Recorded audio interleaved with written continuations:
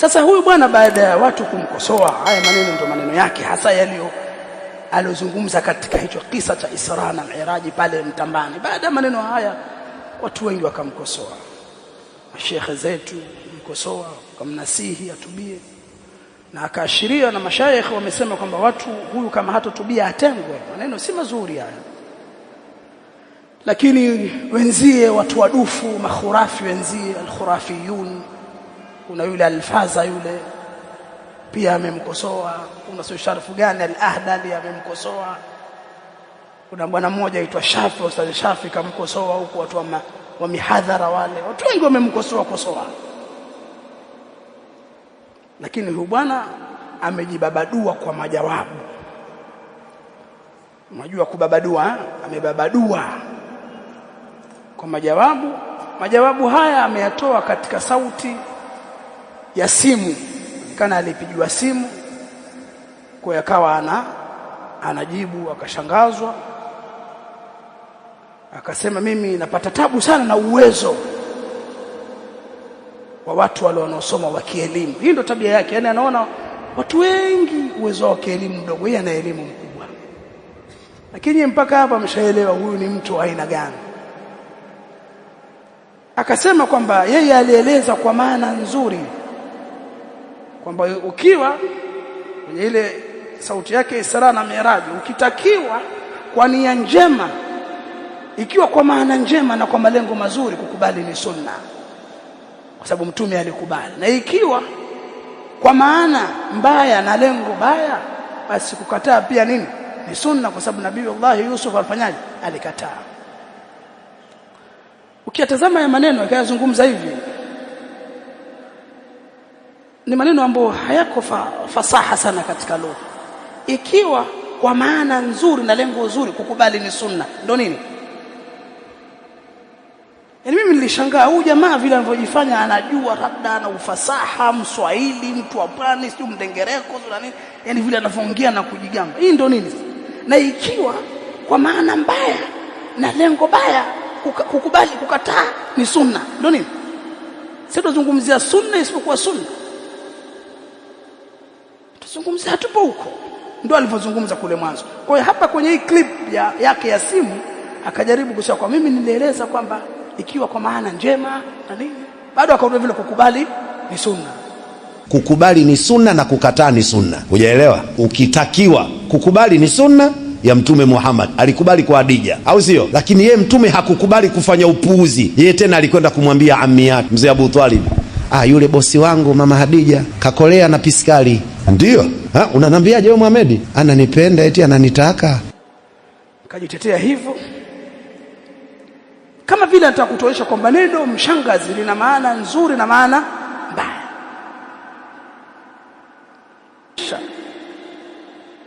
Fanya citing ya kielimu, no research, no right to speak.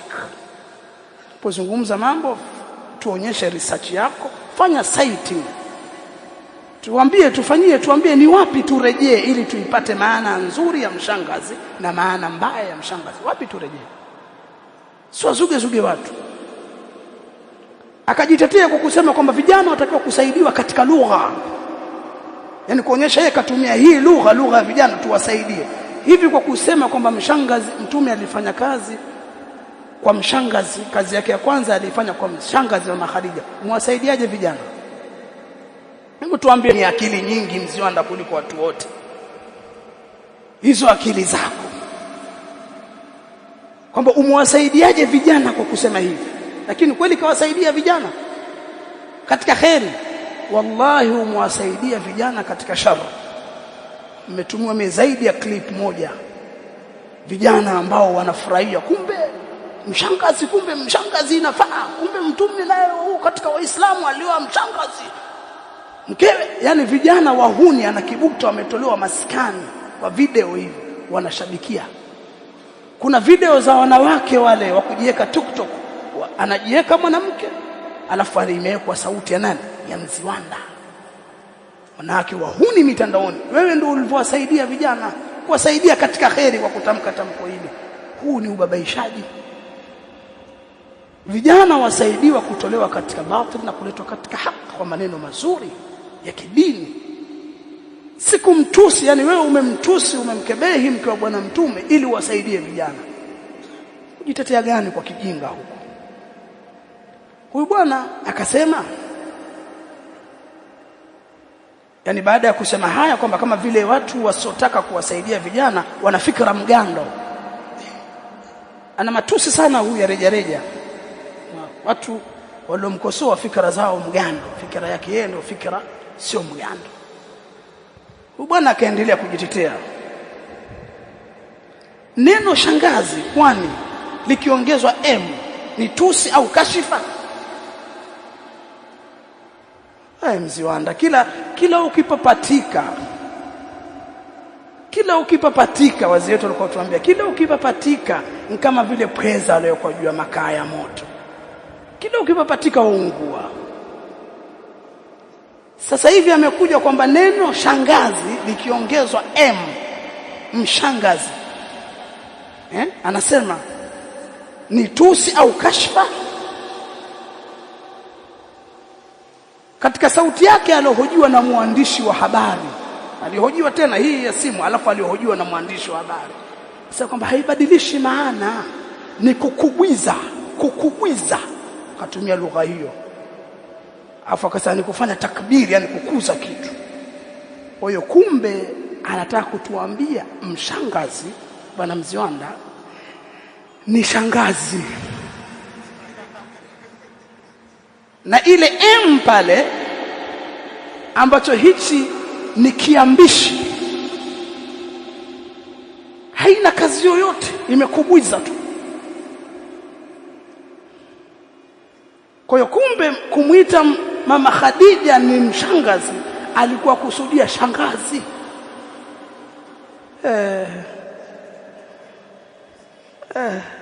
Vipi wewe ndapi wewe? Ndio elimu nyingi, ndio kusoma vizuri huku ndio kusoma vizuri Mziwanda. Na ni kweli hii, kwa sababu yeye amekiri kwamba huko mtaani mjini kuna lugha. Mwanzo kasema hivyo. Sasa anarudi kwamba mshangazi kumbe ni neno la Kiswahili tu, na hii m haina taathiri yoyote katika maana isipokuwa ni kukubwiza. Akatoa mfano kama vile ukisema mdada, mkaka, mbaba, mgorofa.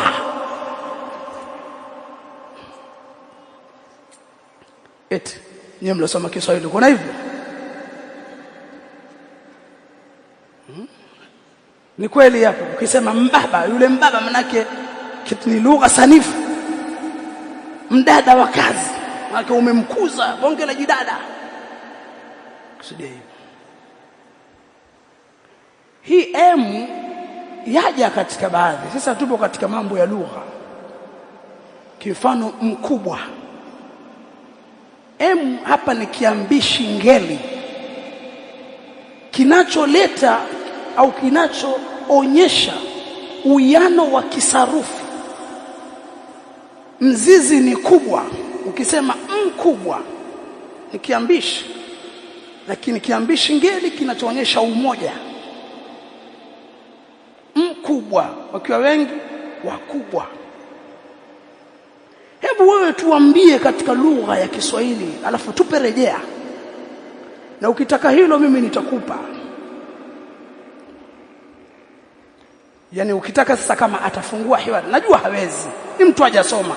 Ule ni ujanja tu, akija kuongea kwenye maulidi kuna vitu anapitia anakuja pale. Si msomi. Sasa hapa anasema kwamba shangazi ukiongeza m haibadilishi maana, na wala haina maana ya kashfa wala tusi. Kwa hiyo kumbe mshangazi sasa sio tena neno la mtaani au la mjini, kumbe neno la Kiswahili limeongezwa m. Tuonyeshe rejea yako, alafu tujalie hivyo unavyotaka wewe. Mama Khadija ni shangazi yetu sisi.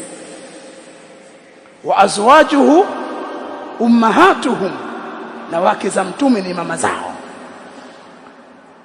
Sasa basi kama ingelikuwa kwa hivyo unaposema, ungesema mama, au sio? Mama. Mmesema mshangazi. Au wewe tukuulize Mziwanda, mama Khadija ni shangazi yako? Acha kuwafanya watu hawana akili bwana. Acha kujifanya wewe unajua sana kuliko watu wengine bwana. Kweli mkubwa wa umri, lakini umri ni namba, elimu ni kitu kingine.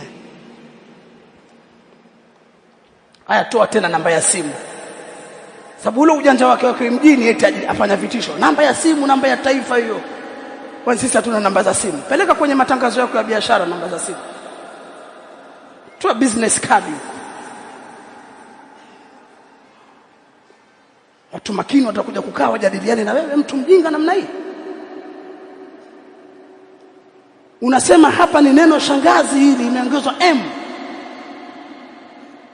Kwani ili neno shangazi ikaongezwa na M ni tusi, ni kashfa au ni nini? Haya, huyu bwana akaendelea kujitetea huko mbele. Akasema usichukue maana ya wahuni ukawabebesha wasiokuwa wahuni. Na wala tusichukue maana za wahuni ukataka kuwabebesha watu ambao si wahuni. Wahuni wanatakiwa waachwe kwenye maana zao, na sisi tulitumie neno alilolitumia kama lina maana nyingine iliyokuwa halisi. Ndio dini inavyotaka, kwa sababu hata katika Kiarabu tunaambiwa al-aslu fil kalami al-haqiqa, ndio kanuni ya sheria. Ajitetea. Kwa hiyo yeye ile mshangazi anataka kutuonyesha kuna maana ya kihuni ya mshangazi na kuna maana ya kiungwana wanaotumia waungwana. Tupe hoja kwamba mshangazi waungwana kama wewe Mziwanda na wazee wako kwenu, sasa mwenyewe ni waungwana, na mashehe zako nyewe si waungwana. Tupeni maana ya mshangazi kiungwana, alafu tupe rejeo. Alafu tuambie hii maana miaka 10 nyuma wazee wako na mashehe zako waliwahi kutamka neno mshangazi kwa maana hii ya kiungwana? Onye mshawahi kusikia mshangazi miaka 10 nyuma au 5? Mshawahi kusikia? Kwa anaona kama vile yeye kabebeshewa, yeye alikuwa akusudia maana nzuri, lakini kabebeshewa maana ya kihuni. Kwa hapa anakubali kwamba mshangazi ina maana ya kihuni na ina maana ya kiungwana, lakini nyuma kajisahau kwa sababu ni mtu hana wai. Kajisahau kwamba M haibadilishi nini maana. Sio manielewa? Mimi huyu nataka nimfanyie tajhili, yani awe wazi kabisa kwamba mjinga. Mpaka hapo mshaelewa? Kasema M ikiongezwa katika shangazi haiongezi nini maana. Hapa anatuambia kwamba usichukue maana ya kihuni ukawabebeshea watu kwenye maana ambayo isiyokuwa ya kihuni. Kwa kumbe mshangazi ile M, kumbe bwana Mziwanda imebadilisha maana. Kumbe kutoka kwenye shangazi ambaye ni ndugu wa nani? Wa baba. Sababu shangazi ni ndugu wa baba wa kike. Ndugu wa baba wa kike aitwa shangazi. Nenda kwenye kamusi za Kiswahili, tizama neno shangazi, utakuta ni lugha sanifu kabisa ya watu. Huyu shangazi yangu mtu kashakuelewa. Kwa hiyo akasema bwana M haikubadilisha maana. Sasa hivi anakuja kwamba usichukue maana ya wahuni ukawabebeshia wasiokuwa wahuni. Sasa akasema sisi tulitumie neno waliotumia kama lina maana nyingine iliyokuwa halisi. Kwa atakutuonyesha kwamba yeye kama vile kalitumia neno mshangazi sio kwa maana ya wahuni waliokusudia, kwa maana halisi. Alafu uko mbele akasema hata katika dini neno unatakiwa ulifasiri kwa maana yake halisi. Alafu akasema al-aslu fil kalami al-haqiqa. Huu ndio ujanja wako. Sasa vijana wa kisalafi washakujua sana. Uko uchi hapo ulipo. Tunakuuliza swali, kwani neno mshangazi lina maana yake halisi ambayo ndio ya hakika katika lugha ya Kiswahili? Hebu tupe. Au nyinyi hamjaelewa? Tuko pamoja? Kwamba asema neno lifasiriwe hata katika dini, neno litakuwa lifasiriwa katika maana halisi ya hakika. Na haifai kweli al-aslu fil kalami al-haqiqa. Na watu hawatoki katika hakika kwenda katika majazi ila kwa vitu viwili: kuwe na qarina na kuwe na alaqa. Karina inojulisha kwamba hapa haikukusudiwa maana ya hakika, maana halisi, na kuwe na alaka baina ya maana ya asli ya hakika na maana ile ambayo iliyokuwa sio ya hakika ya majazi. Au balagha umesomeshwa wewe tu lakini Juma Pori au na kina shekhi wako Muharram Doga, wana nyinyi ndio mmesoma sana. Sasa sisi tukuuliza haya uliyozungumza yote, watakutumaanishia neno mshangazi ina maana yake halisi ya alhaqiqa fi lughati sahiliya, tuonyeshe kamusi gani, rejeo gani? Au ndio unataka kumaanisha kwamba maana yake ni shangazi kwa emu haikubadilisha maana? Haikumbuka umesema kwamba kuna maana ya wahuni. Sasa tuko pamoja nyinyi? Mumuelewa huyu bwana? Mmemuelewa huyu bwana? Katika hiyo sauti yake ya simu akatolea mfano wa demu. Ndio mifano yake, mifano yake ya kihuni sana. Akatolea mfano wa demu, akasema demu imetokana na neno madam.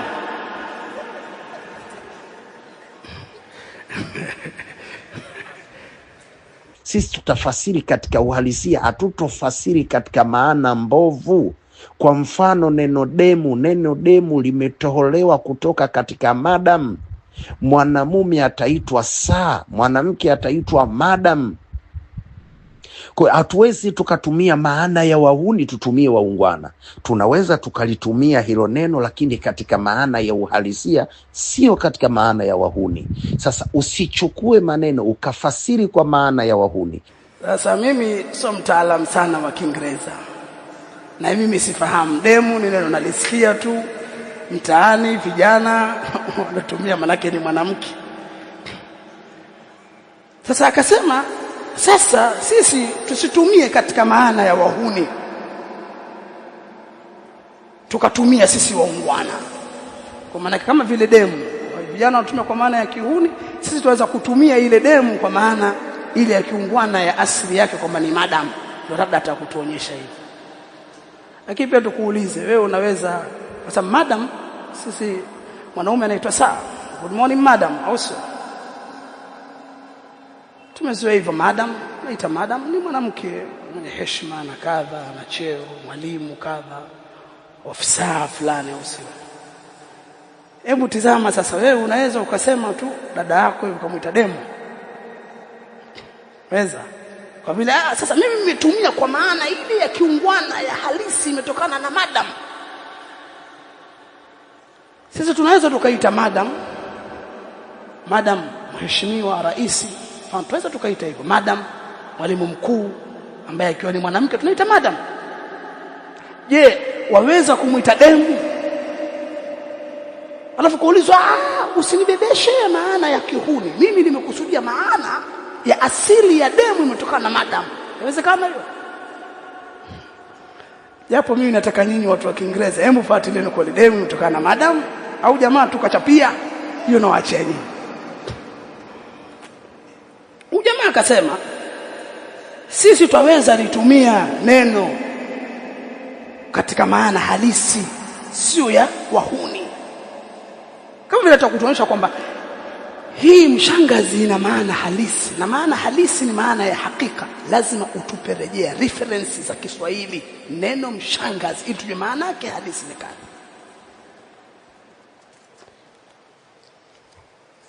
Huyu bwana sasa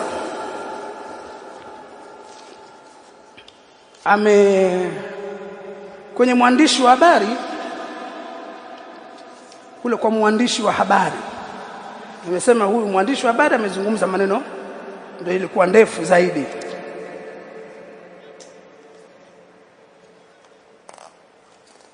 Kule kwa mwandishi wa habari akarejea maneno yake kama hayo, maana nzuri, maana mbaya nimekusudia.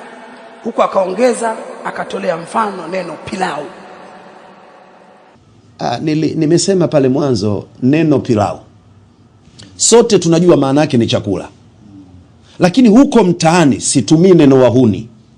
Huko mtaani wapo watu neno hili wanalitumia kwa maana nyingine mbaya. Ukisikia naenda kwenye pilau, wao wanatumia kwa maana picha za uchafu. mjomba, chakula, mwenyeji, mparange. Kama unavyosema, au lile eneo la Buza, kuna eneo Buza kunaitwa kwa Mparange. Leo neno hili kwa Mparange watu wanalitumia vibaya. Wewe kama mtu wa dini, mtu akilitumia ile, usihukumu kwamba yeye kalitamka hili kwa maana ile mbaya. Dhunnu bil mu'minina khaira. Hebu tujifundishe hapo basi. Wadhanieni kheri Waislamu. Wa ila muuliza, kwani hili neno umekusudia nini? Maeneo mengi leo ukisikia mtu anaitwa mwenyeji manake mwanga. Mtamwona ni shehe wa aina gani? Alafu ndo shehe wa watu wa maulidi, makhurafi ndo shehe wao. Nyinyi mna kazi sana hivi. Na mmewaghuri mpaka watu wenye akili, wengine mawaziri, wengine wabunge, watu wamesoma wanakaa mbele yenu. Mmewaghuri tu sababu ya bid'a. Nimesema pale mwanzo neno pilau. Sote tunajua maana yake ni chakula. Lakini huko mtaani situmii neno wahuni. Huko mtaani wapo watu neno hili wanalitumia kwa maana nyingine mbaya. Ukisikia naenda kwenye pilau, wao wanatumia kwa maana picha za uchafu. Sasa akasema kwamba pilau ina maana halisi, lakini watu vijana wanatumia pilau kwa maana nyingine. Chakula ina maana halisi, vijana wanatumia kwa maana nyingine. Mparange ina maana halisi. Mimi nakukubalia neno mparange, sina ikasema sijui ni mtaa huko Buza, sijui kweli au sio kweli, lakini kweli pilau ina maana halisi, hakika. Kwa hiyo mtu akitamka pilau, kitu ambacho kinakimbilia katika akili ya kila mtu ni ile maana ya mwanzo. Pilau ni chakula fulani kimeungwa hivi na kadha, mtu anafahamu. Ili iwe si maana ile, ni lazima kuwe na karina, dalili inayozuia kwamba hapa kusudiwa maana ile ya chakula, na kuwe na mahusiano baina ya maana ya hakika ya asili ya chakula na hiyo maana nyingine. Labda niwape mfano wa karibu. Wale wanafunzi kwenye mambo ya balagha hapa washaelewa, lakini kuna wale watu wa kawaida mliohudhuria. Mtu akikwambia yule bwana jana magharibi kachukua jiko, wewe hapo umeelewaje? Kiswahili tu umeelewaje? Kaoa. Neno jiko maana ya hakika na halisi tunaijua, au si? Si ndio? Lakini hapa kwa ile siyaq,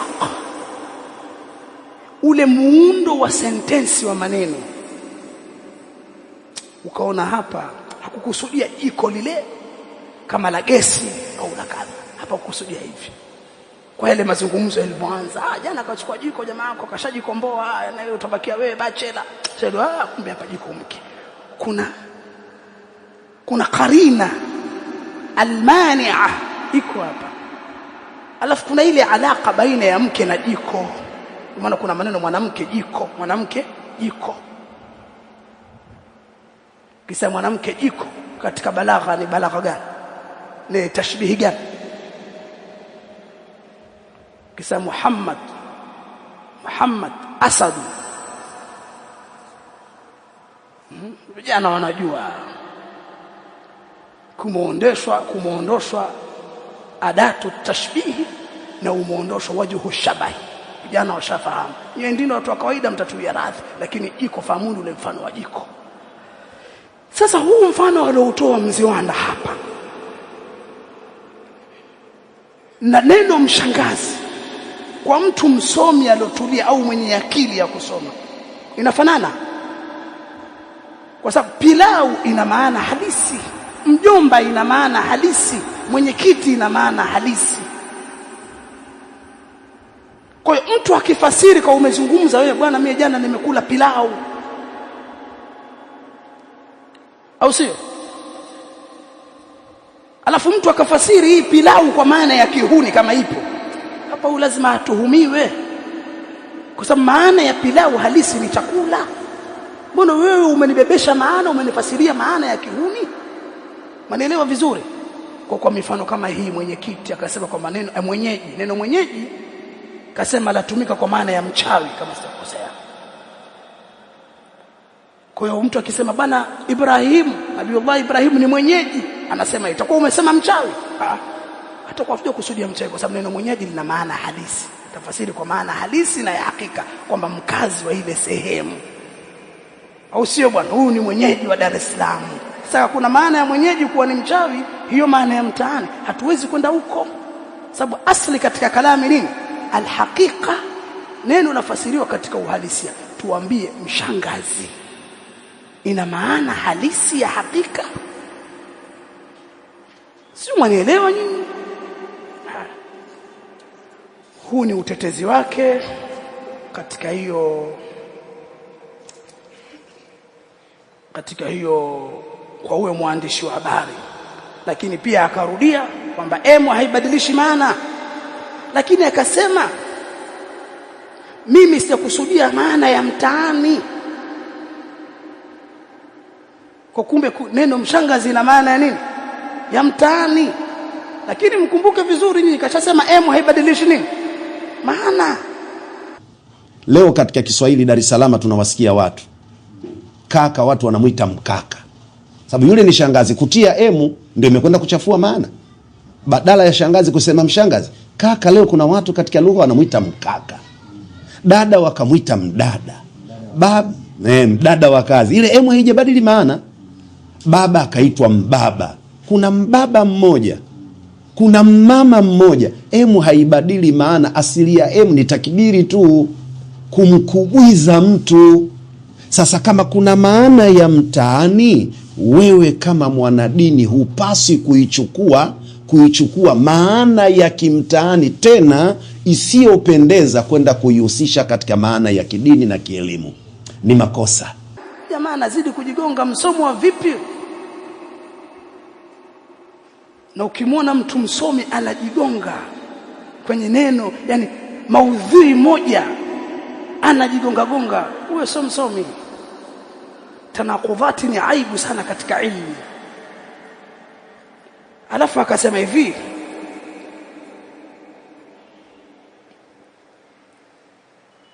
hupaswi kuchukua maana ya mtaani ukafasiri katika maana ya kidini na elimu. Muelewa, huyu ana akili huyu. Hapo ndo ajitetea. Sababu sisi tupo kwenye mshangazi. Sasa tutakuuliza, je, mshangazi ina maana ya kidini na elimu? Hebu tuambie. Kwa maana kama vile kuna maana ya kiistilahi shar'an au kiilmu, neno mshangazi maana yake ni kadha. Kwa anasema wewe usichukue maana ya kimtani ukafasiri katika maana ya kidini na kielimu. Mshangazi ina maana ya kielimu na kidini, bwana Mziwanda. Alafu mwisho sasa jambo kubwa alojitetea kwamba al-umuru bana bimaqasidiha. Hii ndio hoja yake ya mwisho alojitetea kwamba. Alafu akasema kwamba maqasidul lafdhi ala niyyati lafdhi, makusudio ya tamko maqasidul lafdhi ala niyyati lafdhi. Hapa ndo alisimama sana hapa na akawaambia watu tu mnaropokwa, hamna elimu tena, wengine mashehe. Na hii akairudia kwenye hadhara ya Maulidi hivi karibuni, pia alipoa nafasi akasema qasidul lafdhi ala niyati lafdhi. Akasema msiropokwe, someni. Kwa hiyo na sisi pia tutanata kwenye hii kaida, na ndio tabia yake. Napenda kuzileta kaida akazifasiri anavyotaka, hafanyi tafsil, afanye ijmal. Ndio njia za watu wa bid'ah.